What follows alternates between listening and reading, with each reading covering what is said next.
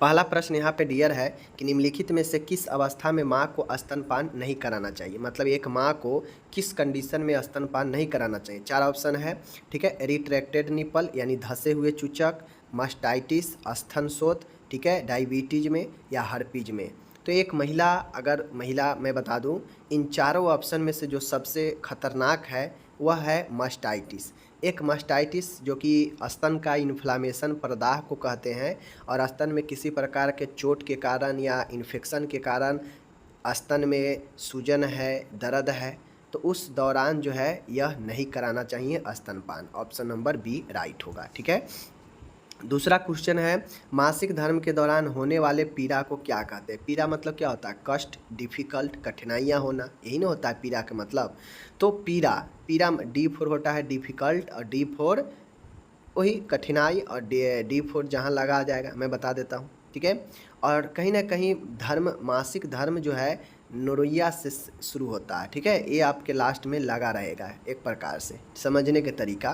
तो मासिक धर्म के दौरान अगर महिलाओं को बहुत ज़्यादा पेन होता है, पीड़ा होता है, तो उससे हम लोग क्या कहते हैं, डिसमोनेरिया, एपिनोमेनेरिया, मेनोरेजिया, हाइपोमेनेरिया। तो राइट आंसर होता है इसका option number A, D for difficult और मेनेरिया, डिसमोनेरिया इज द राइट आंसर, ठीक है, ऑप्शन ए। तीसरा क्वेश्चन है, अच्छा है, अम्बिलिकल कॉर्ड की समान लंबाई पूछ रहा है। नाभि नाल जो होता है, जो बच्चे भ्रूण और माँ के यूट्रस से जुड़ा होता है, उस नाभि नाल की लंबाई कितनी होती है। 50 सेंटीमीटर, 75, 10 सेंटीमीटर, 25 सेंटीमीटर। तो राइट आंसर जो होगा वो अपने ऑप्शन नंबर ए होता है, 50 सेंटीमीटर लगभग, ठीक है। फोर्थ नंबर का क्वेश्चन है, जुड़वा गर्भावस्था में इंजेक्शन ऑक्सीटोसिन समान प्रेशर में किसकी डिलीवरी के बाद देना चाहिए। अगर कोई महिला ट्विंस है, जुड़वा बच्चे को जन्म देने वाली है, तो ये जो ऑक्सीटोसिन का इंजेक्शन होता है ये कब देनी चाहिए। पहली first placenta, second placenta, first twin, second twin, यानी कब देनी चाहिए। दो बच्चा है, दोनों का जन्म कराना है, तो हम ऑक्सीटोसिन का इंजेक्शन समान प्रेशर में किस डिलीवरी के बाद देंगे, पहला या दूसरा, क्योंकि दो डिलीवरी होगा, दो बच्चा है तो, ठीक है ना। तो समान प्रेशर में ऑक्सीटोसिन जो होता है वह हम देते हैं ब्लीडिंग को कम करने के लिए, ठीक है। ब्लीडिंग को, रक्तस्राव को भी कम करता है, और ट्विंस प्रेगनेंसी में बहुत ज़्यादा रक्तस्राव हो सकता है, तो इसलिए जो ऑक्सीटोसिन है वह आपके ट्विंस प्रेगनेंसी के बाद देनी चाहिए, ठीक है, ऑप्शन डी। पाँचवा नंबर का क्वेश्चन है, प्री एक्लेम्सिया होने पर भ्रूण की कौन सी जटिलता हो सकती है। मतलब कहने का मतलब है, अगर महिला को प्री एक्लेम्सिया, कोई महिला गर्भ अवस्था में है, प्रेगनेंसी है, और उसे अगर प्री एक्लेम्सिया हो रखा है, तो बच्चे यानी भ्रूण को कौन सा कॉम्प्लिकेशन हो सकता है, ठीक है। Hydrops, foetal anaemia, IUGR and बड़ा शिशु, बिग बेबी। तो राइट आंसर होगा आईयूजीआर। आईयूजीआर का मतलब होता है इंट्रा यूटेरिन ग्रोथ रेसिस्ट्रेशन, ठीक है, रेस्ट्रिकेशन। इसका कहने का मतलब है कि गर्भाशय के अंदर बच्चे का जो वृद्धि है, जो ग्रोथ है, ठीक है, वह रुक जाता है प्री एक्लेम्सिया वाले बच्चे में, या धीमा हो जाता है, ठीक है। छठा क्वेश्चन है, ब्रीच प्रस्तुति का डिनोमिनेटर होता है कौन। ब्रीच प्रस्तुति में जो डिनोमिनेटर होता है क्या होता है, सैक्रम, ऑसिपट, मेंटम या स्कैपुला। तो ब्रीच प्रेजेंटेशन में जो डिनोमिनेटर होता है वह सैक्रम होता है, ठीक है, याद रखिएगा, बहुत इंपॉर्टेंट क्वेश्चन है। सातवां नंबर का क्वेश्चन है, भ्रामक प्रसव पीड़ा का लक्षण कौन सा नहीं है। भ्रामक मतलब खतरनाक, डिलीवरी में जो पेन होता है उनमें से लक्षण कौन नहीं है। सर्विक्स विस्तारण पर प्रभाव न पड़ना, हल्की पीड़ा जो कि निचले उदरीय भाग में होती हो, निरंतर एवं असंबंधित गर्भाशय तनाव, एनीमा देने पर पीड़ा कम न होना। तो माय डियर, भ्रामक प्रसव पीड़ा का लक्षण कौन सा नहीं है, ठीक है। तो इनमें से भ्रामक जो प्रसव पीड़ा का लक्षण नहीं होता है वह एनीमा, एनीमा नहीं देने पर भी पीड़ा कम नहीं होता है, वह भ्रामक प्रसव पीड़ा का लक्षण है। बाकी ये सब जो है नहीं है, बाकी ये सब लक्षण है कहीं ना कहीं, ठीक है, याद रखिएगा। आगे है आठवां नंबर का क्वेश्चन है, स्तनपान कराने वाली माँ की प्रतिदिन जो कैलोरी की आवश्यकता होती है कितनी होती है। तो एक महिला जो स्तनपान कराने वाली हो उसको लगभग 2000 से लेकर 2800 तक जो है आपके किलो कैलोरी जो है दिया जा सकता है, ठीक है, ये चीज़ें हैं। तो मैं आपको बता दूं जो ज़्यादा रहेगा वो राइट होगा। तो ऑप्शन ए 2600, 1800, 2200, 2500। तो लगभग हम लोग जो है 2600 एवरेज मान के चलेंगे, ऑप्शन ए राइट होगा। ठीक है। 19 है, अगले फॉन्टले का देखिए इस प्रकार के जो क्वेश्चन होता है ना 1 किलो कैलोरी वाला, ये आपको ऑप्शन के हिसाब से मारना पड़ेगा। अगर मैं बता दूं 2000 से लेकर 2800 के बीच में, ठीक है, अगर ऑप्शन में एक कोई सबसे ज़्यादा दिया है इन दोनों के बीच में, वही राइट आंसर होगा। ठीक है।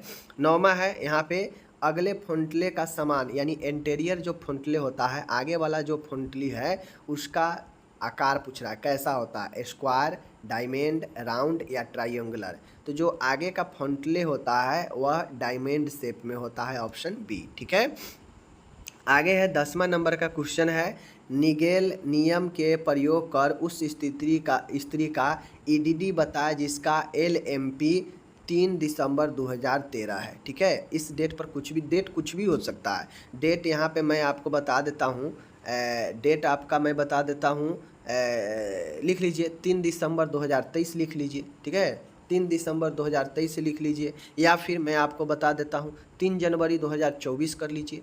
और आप जो है इसको प्रैक्टिस कीजिएगा, इम्पोर्टेंट क्वेश्चन है। कोई भी डॉक्टर के पास आप लोग जाते होइएगा तो वहाँ पे डॉक्टर जो महिला होती है, एक प्रेग्नेंट महिला को कैसे टाइम देती है कि आपका बच्चा फलाने तक हो सकता है, यही सूत्र के द्वारा, EDD के द्वारा ही। ठीक है। तो आप भी बता सकते हैं किसी प्रेग्नेंट महिला को, उससे पूछकर उसकी स्थिति के अनुसार आप भी बता सकते हैं कि उसका बच्चा कब तक जन्म ले सकता है। ठीक है। यही EDD फार्मूला के द्वारा आप लोग कमेंट कीजिए कि 3 जनवरी 2024 के जो LMP है उसका EDD बताइए। ठीक है, expected date of delivery. Okay. 11 है, निम्नलिखित में से कौन सा वास्तविक प्रसर्व का चिन्ह है। ठीक है। यहाँ पे ट्रू लेबर का साइन पूछ रहा है। सो है, लाइटनिंग है, रैपिड सर्विक्स है, एप्रियंस ऑफ फॉल्स पेन। तो माय डियर, इनमें से जो वास्तविक प्रसर्व का चिन्ह है ट्रू लेबर का, वह है अपने ऑप्शन ए, सो। ठीक है, सो प्रेजेंट टेंशन। 12 नंबर का है, निम्नलिखित में से कौन सा प्रसर्व का द्वितीय अवस्था का चिन्ह नहीं है। द्वितीय अवस्था में क्या होता है आपको पता है, पहले से जो है बच्चा जन्म लेता है, आपको पता है ना। तो शिशु का जन्म सही है। ठीक है। प्रस्तुति भाग का पेरिनियम भाग पर आना, ये भी बात सही है। ठीक है। प्रेजेंटेशन भाग पेरिनियम तक आता है, ये भी बातें सही, तभी तो बच्चा जन्म लेता है। बियरिंग डाउन पीड़ा का भाव, सेकेंड पेज में जो है आपके पीड़ा भी होता है, बात सही है। योनि से रक्त की धारा बहना, गलत। तीसरा स्टेज में रक्त की धारा बहता है, ये बातें सही है, ये ध्यान रखिएगा। ठीक है। ऑप्शन डी नहीं होगा इसका। 13 नंबर क्वेश्चन है, पार्टोग्राफ में लिखना शुरू तब किया जाता है जब सर्विक्स का डिलेशन होता है, यानी सर्विक्स का विस्तारण डिलेशन कितना होता है तो पार्टोग्राफ में लिखना शुरू किया जाता है। 8 centimetre, 4 centimetre, 6 centimetre full deletion. तो सर्विक्स का 4 सेंटीमीटर जैसे ही डिलेशन होता है, फैलाव होता है, तो पार्टोग्राफ जो कि बच्चे को स्थिति डिलीवरी के समय बनाया जाता है, ये 4 सेंटीमीटर पर शुरू करना चाहिए। 14 नंबर का है, रिगली फोर्सेप्स किस प्रकार की फोर्सेप्स है। तो रिगली फोर्सेप्स किस प्रकार की है, घुमावदार है, शॉर्ट है, लॉन्ग है, नॉन ऑफ द एबोव है। तो मैं आपको बता दूं रिगली फोर्सेप्स जो होता है वह आपका एक छोटी फोर्सेप्स की प्रकार है, ऑप्शन बी शॉर्ट फोर्सेप्स की। ठीक है।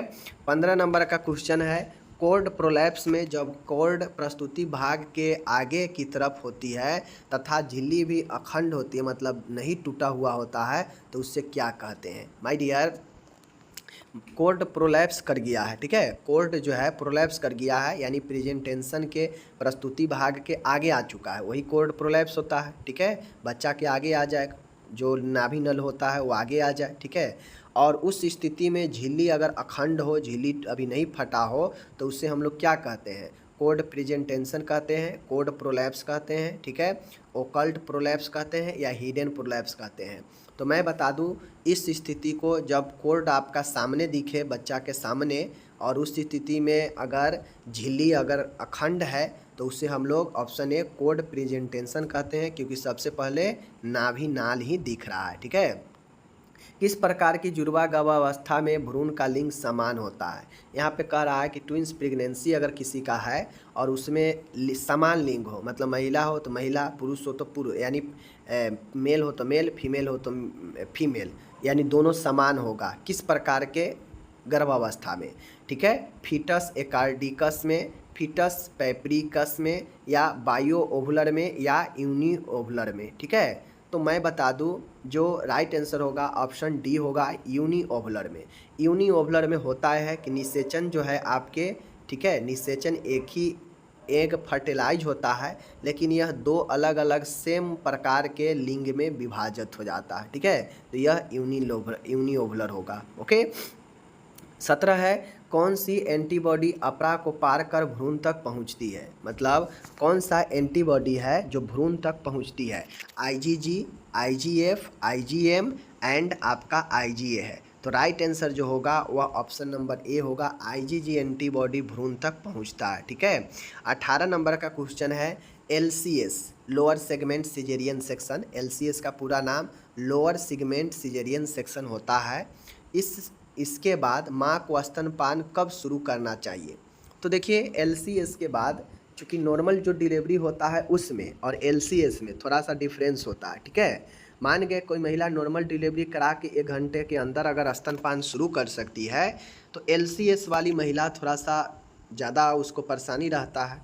तो उस हिसाब से देखा जाए तो नेक्स्ट डे तो गलत हो जाएगा, आधे घंटे गलत हो जाएगा, ऑपरेशन के 4 घंटे बाद, ठीक है, एंड ऑपरेशन के तुरंत बाद। तो right answer option C, operation के 4 घंटे के बाद एक एलसीएस वाली महिला स्तनपान करवाना चाहिए, ठीक है।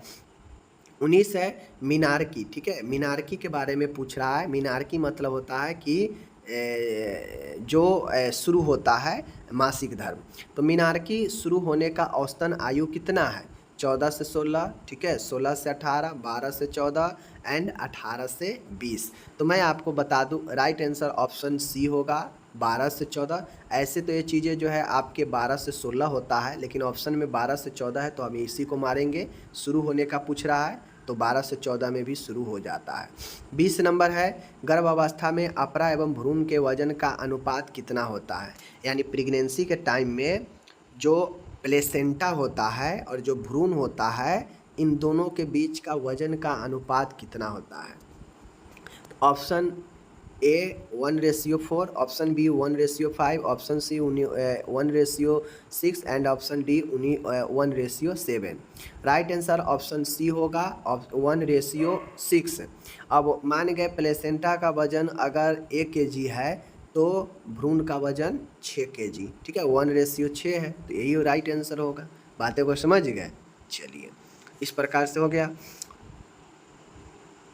21 नंबर का क्वेश्चन है, आईयूसीडी की सबसे अधिक होने वाली जटिलता। आईयूसीडी मतलब होता है इंट्रा यूटेरिन कंट्रासेप्टिव डिवाइस। जो महिला अगर ये डिवाइस लगवाती है तो आपको पता है कि उसके गुप्तांग से होकर ही लगाना पड़ता है। तो ये डिवाइस लगाने से क्या जटिलता होती है। योनि द्वारा अत्यधिक ब्लीडिंग होना, गर्भाशय का फटना, पेन होना और डायरिया होना। तो राइट आंसर इसका एक्सेसिव वेजिनल ब्लीडिंग होता है। इसके कॉम्प्लिकेशन में ज़्यादातर देखा जाता है कि ब्लीडिंग बहुत ज़्यादा वेजिनल से होता है आईयूसीडी लगाने से। 22 नंबर है, अबर देख लीजिए, अबर पीसो, ठीक है, अबर पीसियो प्लेसेंटा का अर्थ क्या है। अबर पीसियो प्लेसेंटा का अर्थ क्या है।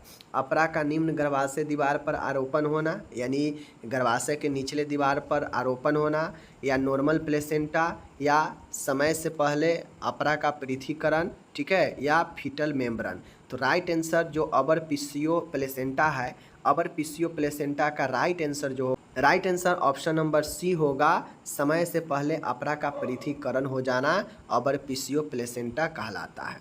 23 नंबर का क्वेश्चन है, निषेचन के लिए शुक्राणु का जीवन होता है। देखिए ऐसे तो 5 दिनों तक माना जाता है कि आपका शुक्राणु जिंदा रहता है, बट जितना जल्दी अगर शुक्राणु जो आपका होता है मेल का, फीमेल के जो वेजिनल होता है उसमें जाने के बाद जितना जल्दी संपर्क होता है उतना जल्दी चांसेज रहता है ये चीज़ें गर्भाधारण होने की।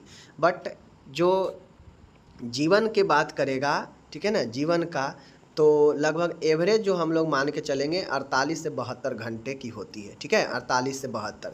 जिंदा रहने के लिए वो 5 दिन तक भी रह सकता है, ठीक है, लेकिन एवरेज हम लोग 48 से 72 मानते हैं। तो राइट आंसर अपना ऑप्शन नंबर डी राइट होगा, ठीक है। आगे है 24 नंबर का है, नॉर्मल प्रसव, नॉर्मल डिलीवरी, समान प्रसव को क्या कहते हैं? यूटोसिया, डिस्टोसिया, ट्रू लेबर और स्पूरियस लेबर। तो राइट आंसर होगा यूटोसिया, एक समान लेबर को कहते हैं। ठीक है। 25 नंबर का क्वेश्चन है, ऑक्सीपिटल एवं पेराइटल अस्थियों के बीच में बनी सुचर को क्या कहते हैं? सीवन को क्या कहते हैं? तो ऑक्सीपिटल बोन और पेराइटल बोन दोनों बच्चे के खोपड़ी के पाए जाने वाला सुचर हड्डी है, उनके बीच में ज्वाइंट को सुचर कहते हैं। तो ऑक्सीपिटल बोन और पेराइटल बोन दोनों बोन के बीच में जो बना हुआ ज्वाइंट है, सुचर है, उसे हम लोग क्या कहते हैं? Sagittal, coronal, frontal, lambdoid. तो राइट आंसर लंबोइड होगा। ठीक है, लंबोइडल होगा राइट आंसर। 26 नंबर है, श्रोणि निकास, यानी श्रोणि निकास द्वारा अनुपस्थ व्यास transverse diameter of pelvic outlet होता है। देखिए, transverse diameter of pelvic outlet कितना होता है? 13 सेंटीमीटर, 12 सेंटीमीटर, 11 सेंटीमीटर, 9 सेंटीमीटर। तो right answer option number c, 11 centimetre.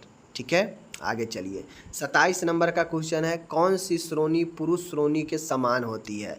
मतलब कौन सा पेल्विस जो है पुरुषों के समान होती है? Android, gynaecoid, anthropoid and platypelloid. तो राइट आंसर जो होगा वह कौन सा होगा?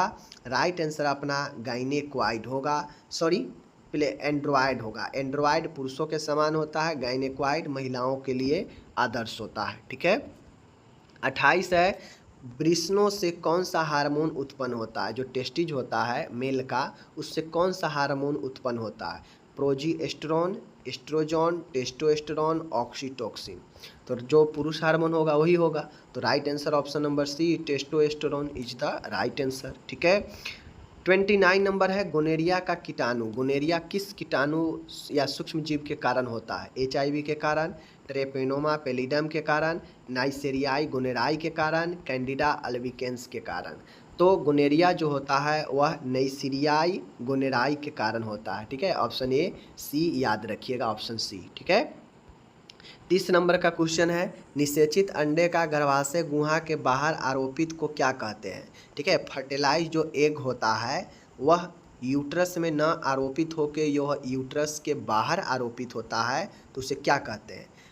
उसे एक्टोपिक कहते हैं। ठीक है, हाइडेटी डिफॉर्म मोल कहते हैं, placenta previa, multiple pregnancy.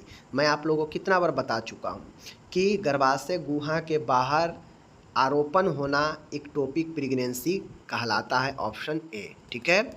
31 number का क्वेश्चन है, अल्प देख लीजिए, उल्ब द्रव का उदर के पार चूषण करना trans abdominal aspiration of amniotic fluid क्या कहलाता है? यानी एमनियोटिक फ्लूइड को बाहर निकालना, ठीक है, क्या कहलाता है?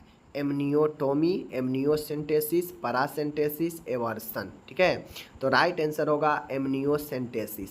एस्पायरेशन यानी एमनियोटिक फ्लूइड को किसी भी चीज़ के लिए अगर हम निकालते हैं, ठीक है, तो उसे एमनियोसेंटेसिस कहते हैं। ठीक है। 32 और आखिरी प्रश्न है, प्रसव शुरू करने के लिए कौन सी दवाई दी जाती है? तो लेबर शुरू करने के लिए जो अच्छा दवाई होता है कौन होता है? Calcium gluconate, methergine, magnesium sulphate, oxytocin.